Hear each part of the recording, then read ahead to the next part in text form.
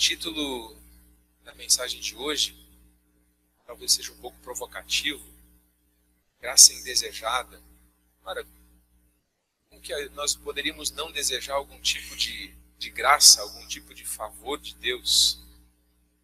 Mas sim, muitas vezes nós queremos ser abençoados, mas não queremos ser abençoadores. Nós já vamos entender o que eu quero dizer com isso. Quando nós falamos em graça, nós de fato, como eu falei na oração já, nós estamos descrevendo algo que nós não merecemos, algo que Deus nos oferta, algo que Deus nos presenteia e que não tem a ver com algo que nós tenhamos feito para merecer. E a salvação é graça, não é conquista, não é algo que nós fazemos para chegar lá, é algo que de fato Deus fez para que nós pudéssemos ser resgatados da prisão na qual nós nos encontrávamos por causa desse negócio chamado de pecado, dessa desconexão com Deus. Mas quase invariavelmente, quando nós pensamos em graça, nós nos referimos mentalmente, quase que imediatamente, a coisas que nos deixam felizes, coisas que nos tragam prazer, coisas que nos rendam contentamento. Dificilmente, por exemplo, nós pensamos em graça como o privilégio de sofrer. O apóstolo Paulo, em Filipenses 1:29, ele diz, por exemplo, pois a vocês foi dado o privilégio de não apenas crer em Cristo, mas também de sofrer por Ele. E a palavra privilégio nesse texto e também no texto base que nós vamos usar na mensagem de hoje, que é de 2 Coríntios, a raiz da palavra traduzida por privilégio é a palavra charis, graça.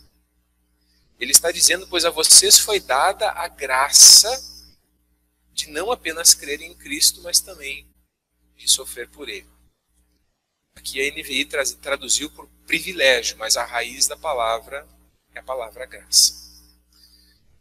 Assim como sofrer por causa de Cristo é um privilégio, também nós queremos falar hoje, o ato de contribuir, de doar, é uma graça que nós não merecemos, mas que Deus nos permite fazer.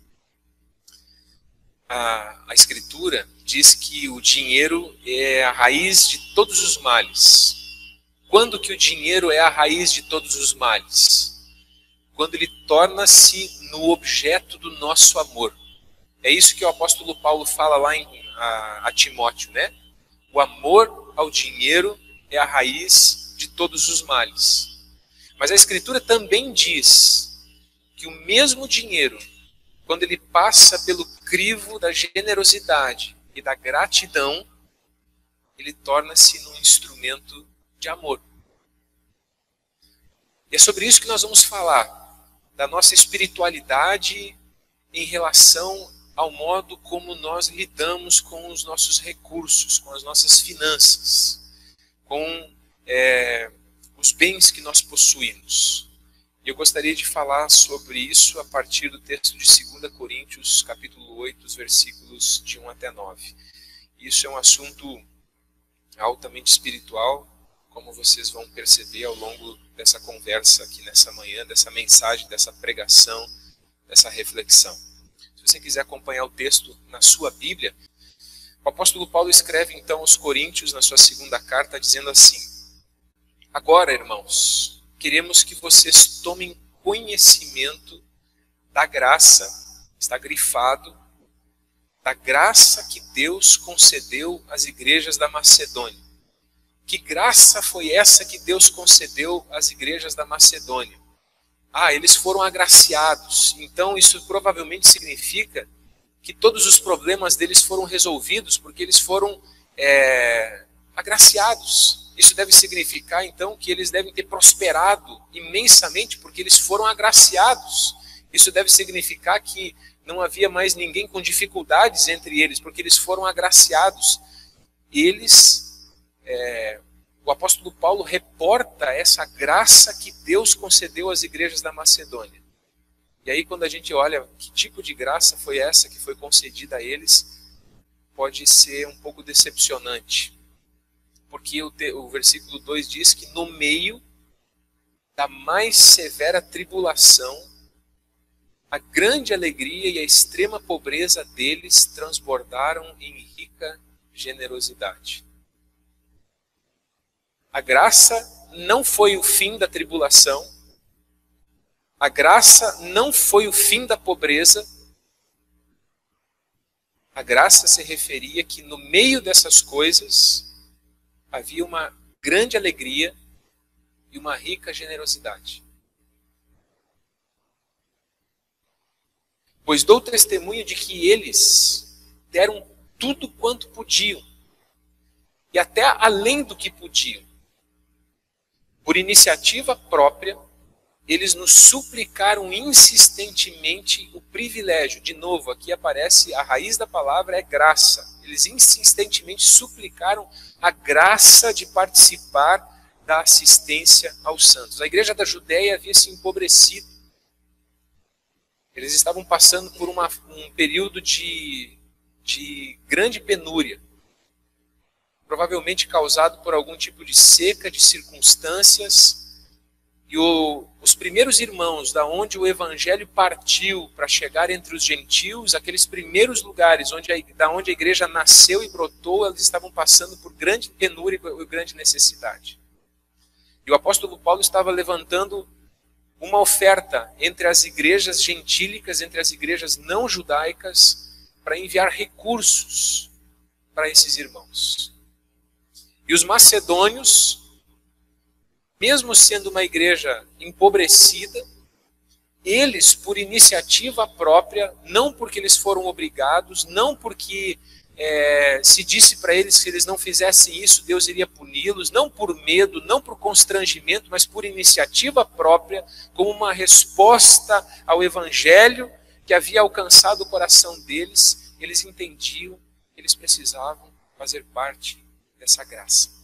E de que fazer isso era uma graça, era um privilégio, era uma oportunidade que Deus estava lhes dando.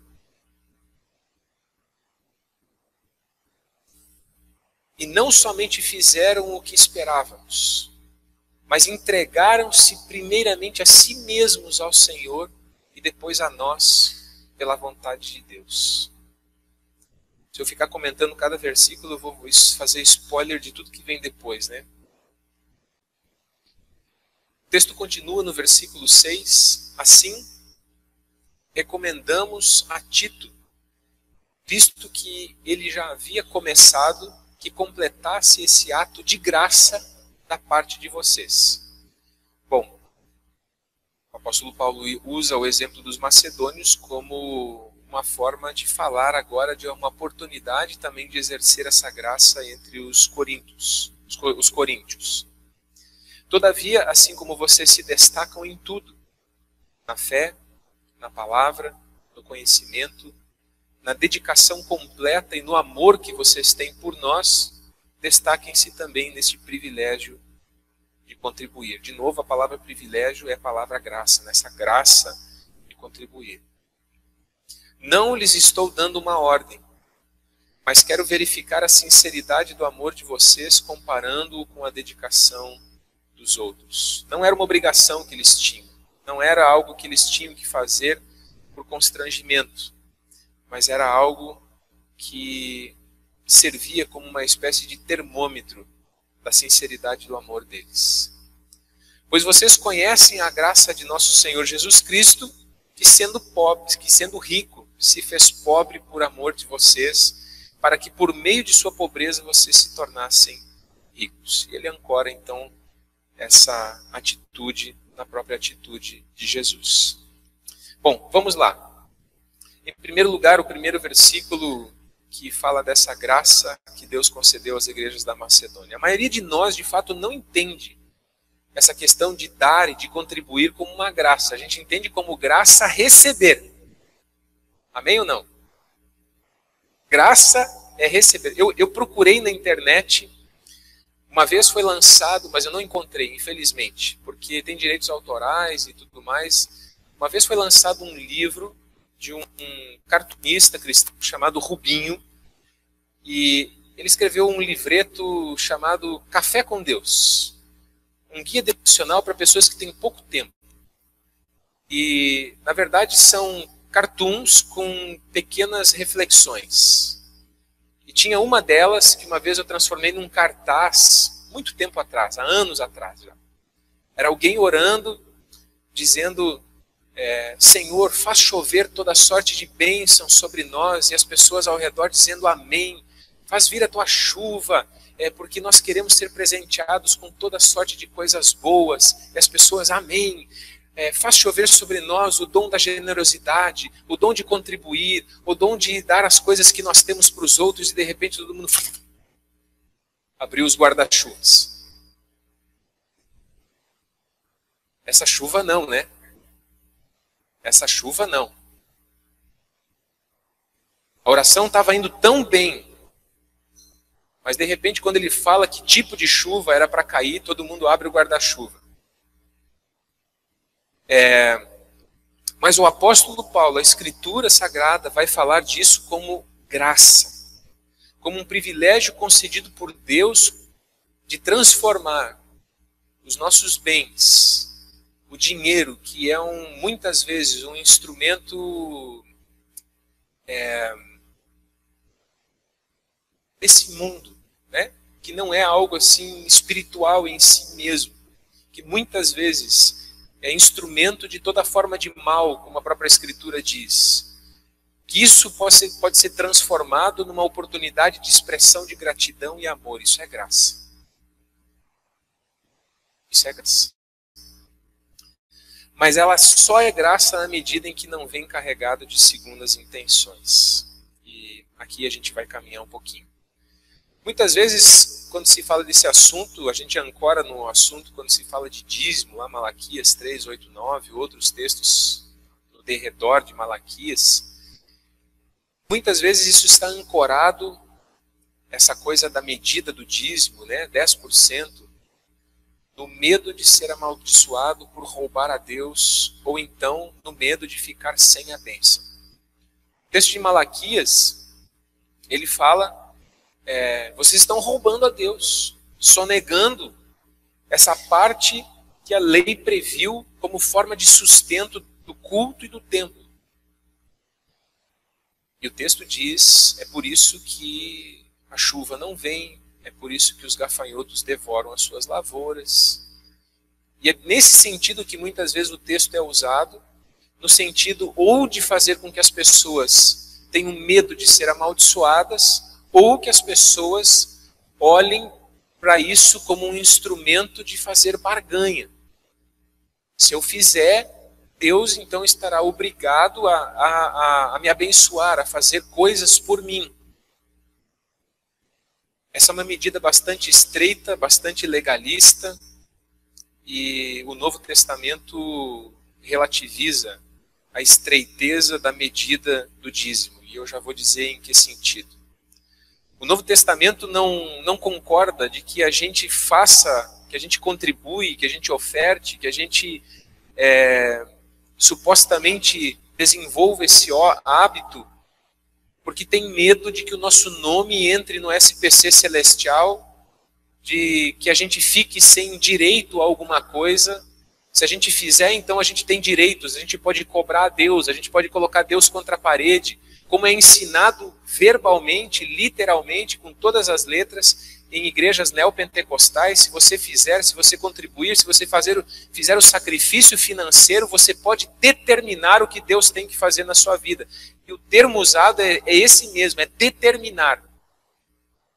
O Novo Testamento não conhece nada disso, e nem o Antigo conheceu. Isso é uma deturpação da Escritura. Certo? Então não é o medo que nos move, não foi o medo que moveu os macedônios. Eles não falaram, nós vamos contribuir, nós vamos dar o pouco que nós temos para esses cristãos, irmãos nossos que estão passando fome lá na Judéia, porque a gente tem medo que se a gente não fizer isso, Deus vai nos colocar numa lista de devedores, Ele vai nos punir por causa disso. Ele não vai repreender o devorador na nossa vida. Não foi isso que motivou. Eles também não colocaram o nome deles na lista, não colocaram os recursos deles à disposição, porque eles tivessem a expectativa de que, ao fazer isso, eles então finalmente seriam tirados dessa situação de extrema pobreza e de grande tribulação. Não havia nem expectativa de um lado, de medo, e nem expectativa de outra, de que o ato deles pudesse, de alguma forma, servir como um carnê de barganha. Viu, Deus, o que nós fizemos? Que grande ato de generosidade nós fizemos, agora nós temos direitos. Ora, quando uma atitude é movida pela graça, ela não tem direitos. Porque se é graça, é graça. Certo? Se a minha atitude é movida pela graça, então ela ela não tem esse negócio assim, Deus, tu está vendo o que eu estou fazendo? Veja bem, estou fazendo tudo isso. Tu estás em falta comigo agora. Esse espírito é um espírito legalista, diabólico, religioso.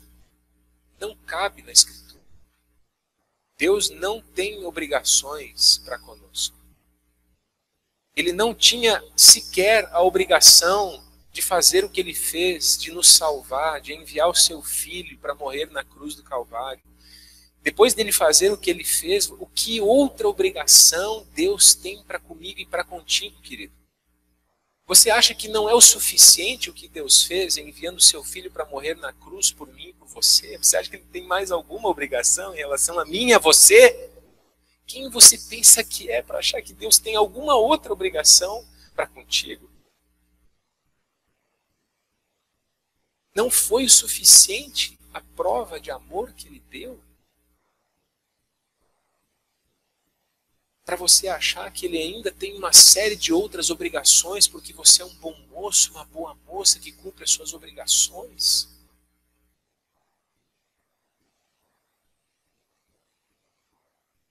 Meu amigo e minha amiga, caia na real. Não existe como fazer barganha com Deus, e é uma estupidez absurda pensar que nós podemos.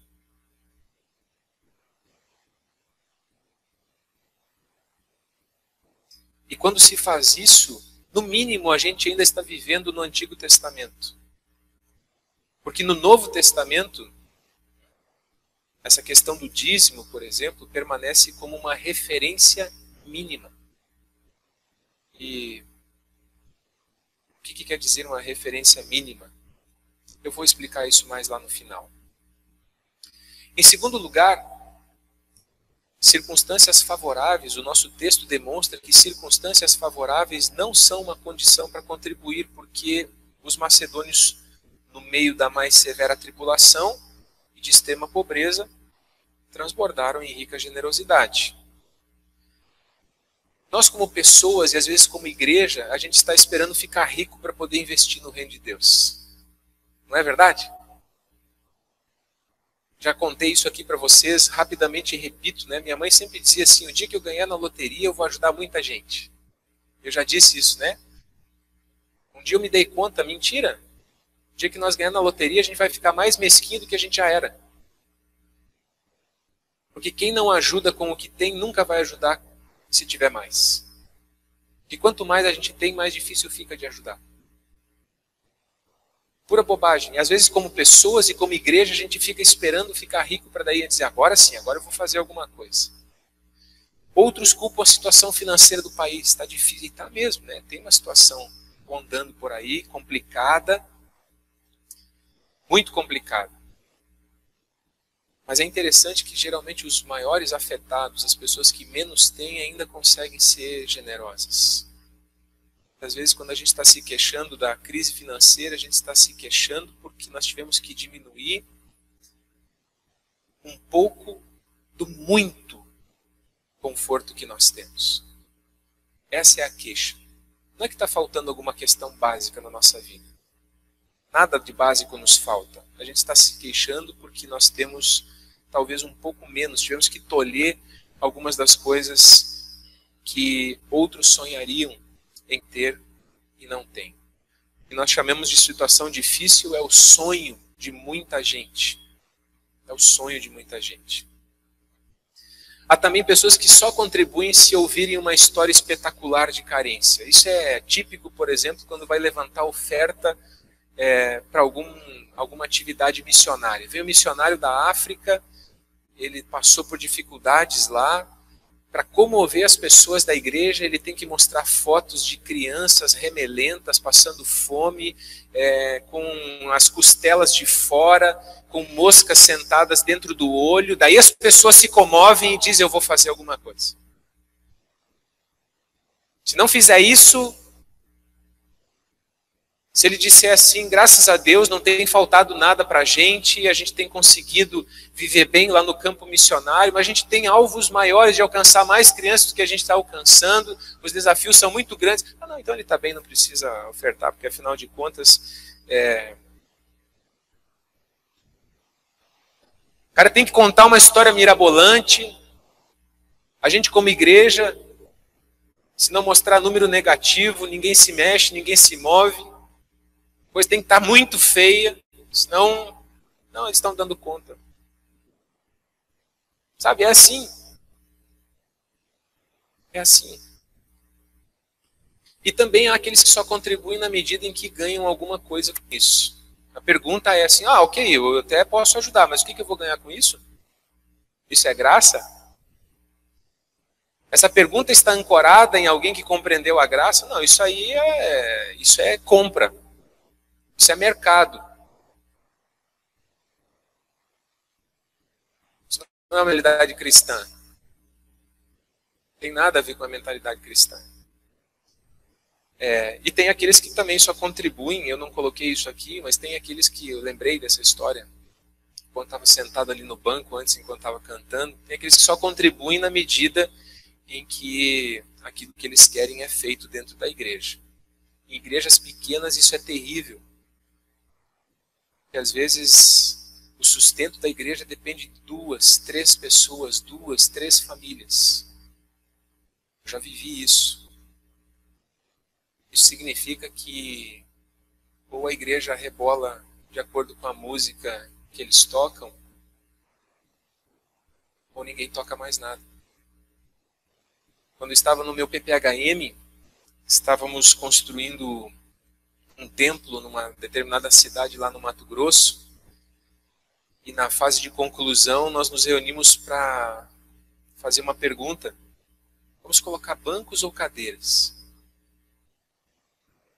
A maioria de nós, inclusive eu, fui muito insistente, vamos colocar cadeiras, porque nós não temos outros espaços de convívio, e aí a gente pode utilizar o espaço do templo também como um espaço de convívio, para trabalho com crianças, para o trabalho das senhoras no meio da semana, porque o espaço que nós temos lá atrás, ele vai ser demolido e a gente não vai poder usar mais lá. A gente vai precisar desse espaço aqui, mas com bancos a gente praticamente vai utilizar, vai tornar esse ambiente subutilizado, porque ele só vai ser usado uma vez por semana só para o culto.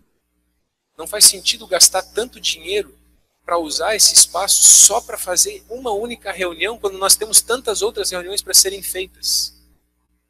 Tinha algumas pessoas que gostariam que fosse colocado banco, mas todo mundo concordou que essa era a melhor ideia, e o presbitério concordou então de que colocaríamos cadeiras. Com a minha surpresa, na semana seguinte, quando eu vou para uma reunião e abro a igreja,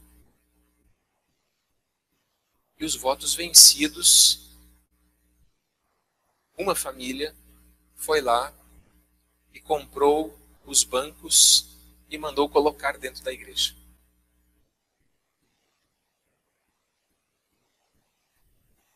Isso é oferta? Não, isso não é oferta. Isso é impor sobre os outros, com o dinheiro que eu tenho, as coisas do jeito que eu quero que sejam. Mas algumas pessoas dão na medida em que a sua vontade é realizada, em que as coisas são do jeito que elas querem que sejam. elas não dão se é para não realizar a vontade delas. Se as coisas não forem do jeito que elas querem que sejam, então elas não dão, elas não ajudam, elas não colaboram. Então o dinheiro, nesse caso, é um instrumento de chantagem. Com certeza não é fruto da graça. É fruto de um coração que precisa ter um encontro com o Evangelho, que precisa se converter urgentemente dessa coisa toda que está lá. Queridos, o fato inegável, genérico, mas inegável, repito, genérico, mas inegável acerca desse assunto é que quanto mais rica uma pessoa se torna, menos ela dá, proporcionalmente ao que possui e ao que poderia dar. Esse é o fato. Pessoas mais simples, em geral, proporcionalmente à sua pobreza, costumam dar muito mais. Muito mais. E isso já foi constatado por Jesus, enquanto ele observava a distribuição de ofertas lá no gasofilácio, em Jerusalém. Ele fez a mesma constatação. O texto diz que ele viu pessoas dando grandes quantias, mas de repente ele observou uma viúva pobre. E ele diz, ela deu mais do que todos os outros. É assim também com os macedônios. A extrema pobreza deles transbordou em rica generosidade. Muitas vezes a riqueza material é inversamente proporcional à riqueza da graça no coração. Leia essa frase de novo com toda atenção, com toda honestidade, com toda transparência, pensando em si mesmo, não pensando no seu vizinho, pensando que, puxa, que pena que aquele fulano não veio hoje na igreja, ele deveria ouvir isso. Muitas vezes a riqueza material é inversamente proporcional à riqueza da graça no coração. Não foi à toa que Jesus disse, vocês não podem servir a dois senhores, ou servirão a Deus ou servirão às riquezas. Não foi à toa. A disposição interior com a qual nós fazemos isso, portanto, importa e muito. Não é apenas a coisa em si, não é apenas o ato em si, mas a disposição interior importa e muito. Repetindo o versículo 2, veja só, havia uma realidade exterior na igreja da Macedônia. Que realidade exterior era essa? Havia uma severa tribulação. São interessantes as palavras usadas aqui pelo apóstolo Paulo. Severa tribulação e extrema pobreza. É muito forte. Severa tribulação. Não eram probleminhas. Eles estavam sendo perseguidos. Ora, num tempo de perseguição, a gente precisa ter reservas. Ou não? E aí ele ainda usa a expressão extrema pobreza. Extrema.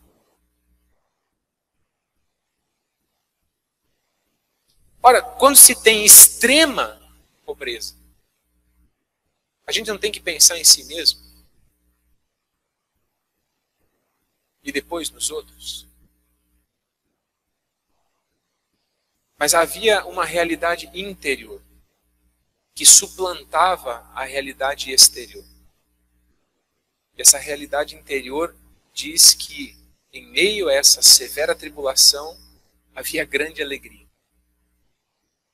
No meio de todos esses problemas, no meio da perseguição que eles estavam vivendo, no meio das pauladas que estavam tomando, no meio das calúnias que estavam recebendo, no meio de toda a situação confusa, conturbada, havia grande alegria.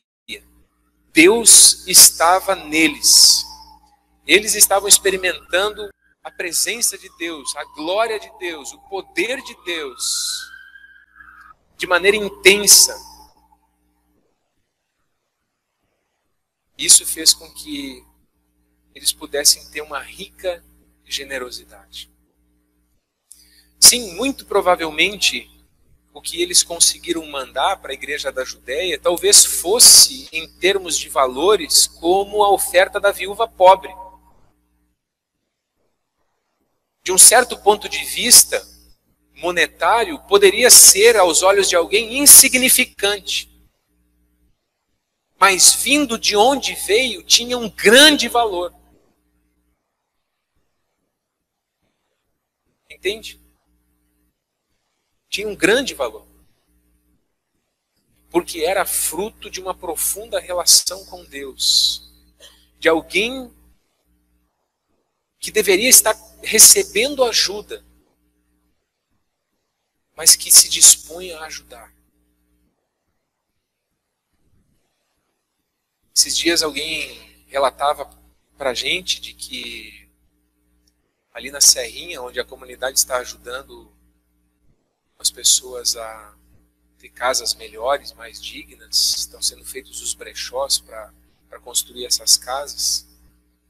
Uma das mulheres passou a morar na parte de cima, que está ficando pronta, e ela desocupou a parte de baixo.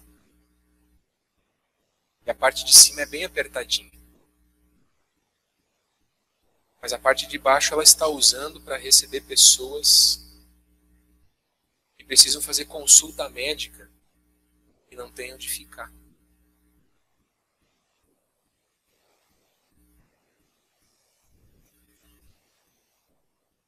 A gente precisa aprender com isso.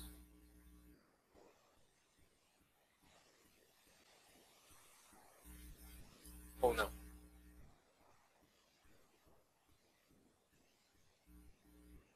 Talvez outras casas deveriam estar abertas para receber pessoas que precisam fazer consulta médica e não têm onde ficar. Mas a casa que se abre é essa.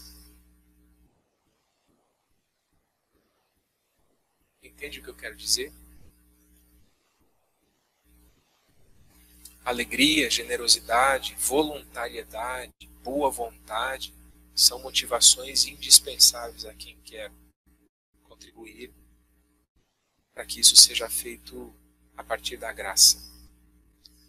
Versículo 3 diz que: pois dou testemunho de que eles deram tudo quanto podiam e até além do que podiam. Aqui se fala em contribuição extraordinária. Queridos, dar na medida das posses é um bom começo. E nesse sentido, a referência do Antigo Testamento nos ajuda, 10%. É proporcional. Então é justo. Certo? É proporcional. Então essa referência permanece. Mas dar na medida das posses, embora seja um bom começo, ainda é viver no Velho Testamento. Porque esse é o lugar que o Velho Testamento chamava as pessoas ao compromisso. Isso foi compreendido de maneira tão profunda pelos primeiros cristãos, que na igreja primitiva de Jerusalém, eles de fato vendiam o que tinham e tinham tudo em comum. Eles viveram radicalmente esse negócio de que nada mais me pertence, nada mais eu digo é meu, é tudo nosso, porque nós temos um único Pai, uma única fé, então é tudo nosso. Isso passava pelos recursos, passava pelos bens, passava pelas condições que a pessoa tinha. Pessoas que experimentaram a graça extraordinária de Cristo não limitam-se ao mínimo exigido pela lei, mas elas vivem na generosidade do amor. E nesse sentido, o dízimo é um bom ponto de partida. Mas ouça com toda atenção o que eu estou lhe dizendo, é um limitadíssimo ponto de chegada.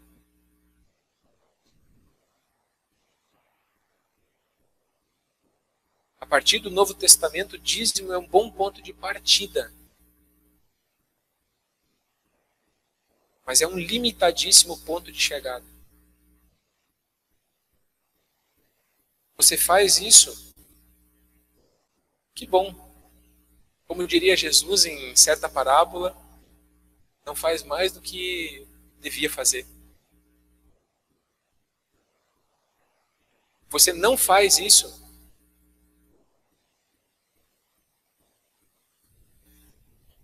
Como assim não faz?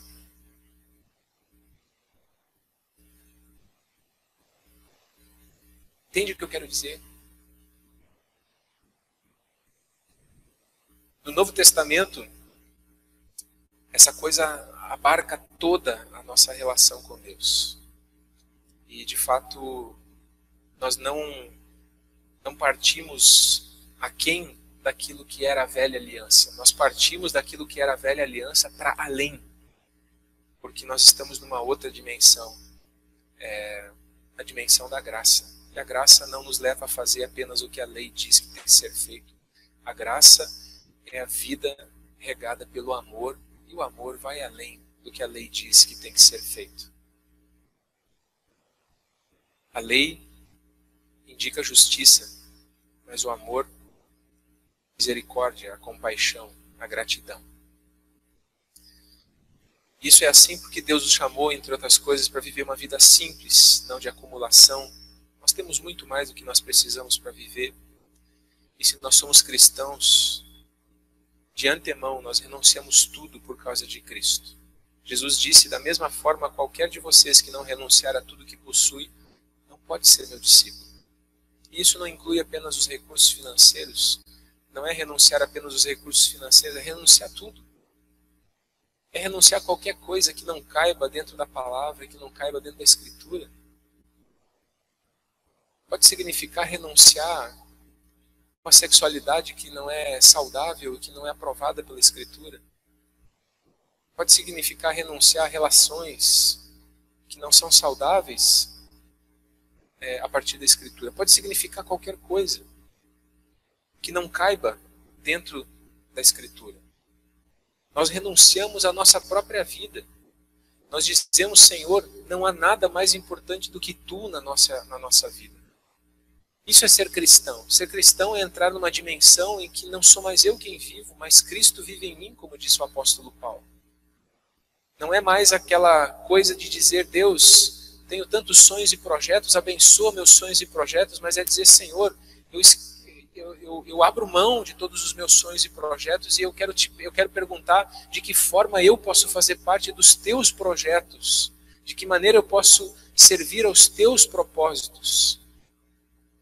Não quero mais que Deus seja alguém que me ajude a realizar os desejos do meu coração. Não, eu renuncio aos desejos do meu coração para dizer, Deus, eu quero que o teu coração se alegre em mim, pela minha vida. Assim como Jesus fez. Assim como Jesus vai ao jardim do Getsêmani e diz, Senhor, se possível, passa de mim esse cálice, mas que não seja feita a tua vontade, a minha vontade, mas seja feita a tua vontade. Essa é a dimensão na qual nós entramos. Eu quero determinadas coisas. Ok. Quero muitas coisas. Mas o meu coração é enganoso, o meu coração quer um monte de coisas que me fazem mal. Mas Deus sabe o que é bom para mim. E quando Deus está dizendo, quando Jesus disse, uma palavra citada em Atos dos Apóstolos, pelo apóstolo Paulo, a única palavra de Jesus que está fora dos evangelhos, quando Jesus disse, melhor é dar do que receber, há mais ganho em dar do que em receber. Eu creio que isso é verdade. Eu creio porque foi Jesus quem disse.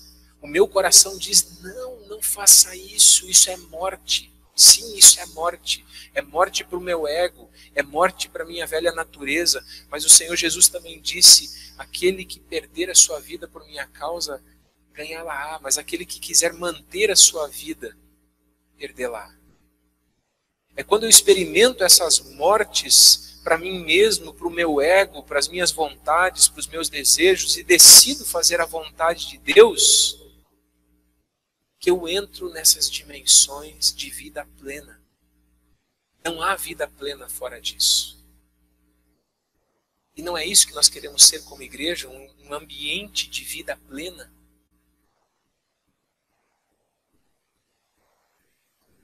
Não há vida plena. Vida plena não é o que nós chamamos de vida plena. Vida plena é o que o Evangelho chama de vida plena. Porque a nossa missão também diz que fundamentado no Evangelho de Jesus Cristo. Não é fundamentado no que eu acho, no que eu quero, no que eu penso. Vida plena é ter tudo que eu sempre sonhei. No dia que você tiver tudo que você sempre sonhou, você vai perceber que você vai ter que traçar novos planos, senão você vai entrar em profunda depressão.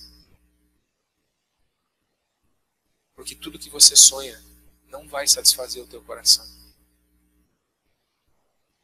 Nós não fomos criados para servir a nós mesmos. Nós não fomos criados para nos autossatisfazer.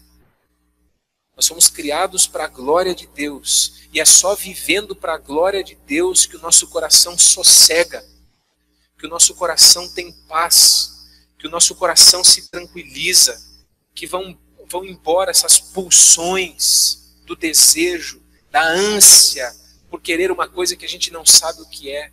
Enquanto a gente está vivendo em função de nós mesmos, em função do nosso próprio umbigo, em função das nossas próprias percepções, a gente vai viver desse jeitinho que a gente vive. Nós não fomos criados para isso. E, portanto, toda essa questão que nós estamos lidando aqui do recurso financeiro é uma ponta do iceberg de uma coisa muito maior, muito mais abrangente. É a pergunta de que, no final das contas, para que a gente está vivendo? De novo, no final das contas, a pergunta que aparece é: quem é o meu Deus? Quem é meu Deus?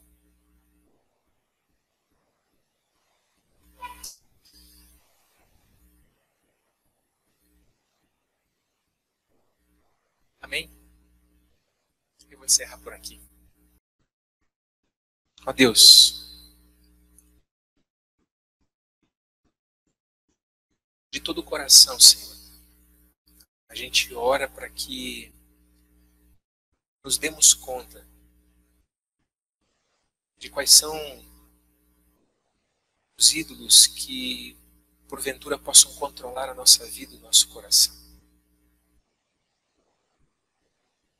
Que cada um de nós saiba que isso aqui não é um discurso feito para arrecadar dinheiro na igreja. Não se trata disso. Se trata de falar de um assunto que às vezes é sensível, do qual se fala muitas vezes de uma maneira pervertida, mal usada, mas que é importante, é crucial na nossa jornada.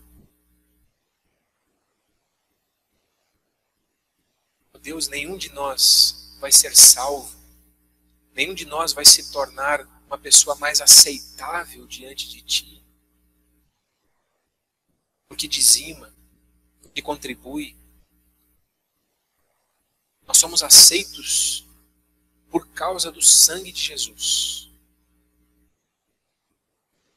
Por outro lado, a Tua palavra também diz que avarentos, idólatras, não entrarão no reino de Deus.